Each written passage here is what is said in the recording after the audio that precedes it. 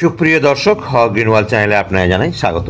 আজকে কোনো গাছের ভিডিও নয়, আজ পবিত্র ঈদুল আজহা 2025 সালের। সেই ঈদুল আজহাকে কেন্দ্র করে ছোট্ট একটা ভিডিও আপনাদের সামনে উপস্থাপনা করি। আজকে প্রথমেই বলে দিই, আমি শারীরিকভাবে খুব একটা সুস্থ না থাকার জন্য সেরকম তথ্যবহুল কোনো আমি ভিডিও আপনাদের সামনে পরিবেশন করতে পারছি না। কারণ আপনারা অনেকে জানেন, সোশ্যাল মিডিয়াতে আমি বলেছিলাম গত 3 দিন আগে আমি বাইক দুর্ঘটনায় একেবারে ক্ষতবিক্ষত হয়ে আছি। শারীরিকভাবে খুব একটা সুস্থও নেই, কিন্তু বছরের একবার সেই ঈদুল আজহার নামাজ পড়তে হয়, খুব কষ্ট করে আদায় করলাম। আমাদের এই ঈদগাহে মোটামুটি 10,000 লোকের সমাগম ঘটে এবং আপনারা শুনলে অবাক হবেন, ঈদগাহটি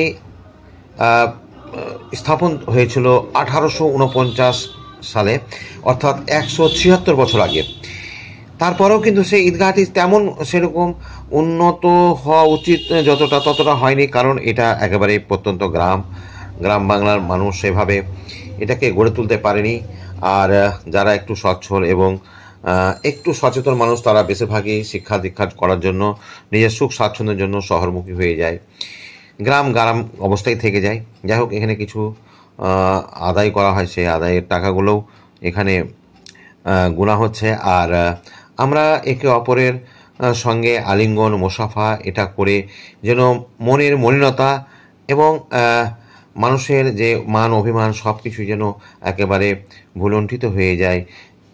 হৃদ্যতা, ভ্রাতৃত্ববাদ এবং সবার সঙ্গে একটা সুসম্পর্ক গড়ে তোলার একটা অনন্য একটা উদাহরণ আমাদের এই গলায় গলায় মিলে যাওয়া, অর্থাৎ মোসাফা করা এবং আবদ্ধ হওয়া। তো এটা আমরা খুব যারা একটু বয়স্ক তাদের মধ্যে বেশিরভাগ দেখা যায়।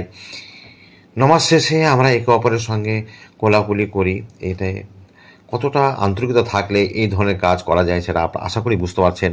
এই লাকি মাস্টার রয়েছে, আর আমার স্কুলেরই স্টাফ বেলাল সাহেবও দেখতে পাচ্ছি এখানে আছে, আমার দাদা আনসুর রহমান, এবং যার সঙ্গে আমরা একে অপরের সঙ্গে পর্ব করছি। আমি একটুখানি দাঁড়িয়ে থাকছি, কারণ আমার গায়ে ঘা এখনও দগদগে হয়ে আছে, অসাবধানবশত কোনো আঘাত না লাগে, যার জন্য একটুখানি ডিস্টেন্স বজায় রেখে সাবধান অবলম্বন করে আমি সবার সঙ্গে মিশার চেষ্টা করছি।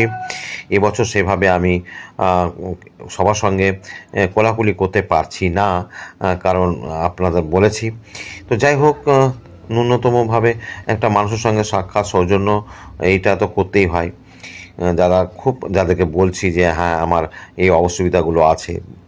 তো এইভাবে আমাদের এবার ঈদের নামাজ খুব সুন্দরভাবে আদায় করা হলো। ইনশাল্লাহ আগামী বছর আগামীতে আমরা নতুন আবার ঈদের নামাজে মেতে উঠব। তো এই ছোট্ট একটা ভিডিও আপনাদের সামনে পরিবেশন করলাম। আমাদের সাদিকুল সাহেব মাস্টারমশাই, আমার এক সময়কার ইমাম। যাই হোক, স্টিল ফটো তৈরি করলাম লাকি সাহেবের অনুরোধে। আমরা একটা স্টিল ফটো করতে বলছিল, তাই এখানে দাঁড়ালাম। আর আমাদের ইমাম সাহেব এখানে রয়েছেন। একেবারে প্রায় শেষ লগ্ন, সবাই বাড়ির মুখী, কারণ আজকে একটা কুরবানির একটা মানুষ ব্যস্ততা থাকে, তাই খুব একটা এখানে জড়ো হয়ে থাকে না। আমরাও চলে যাব, যেহেতু আমার পাড়াতেই আমাদের এই ঈদগাহটা, তাই হয়তো একটুখানি আছে। আমার মাস্টার সাহেব কোলাকুলি করলাম।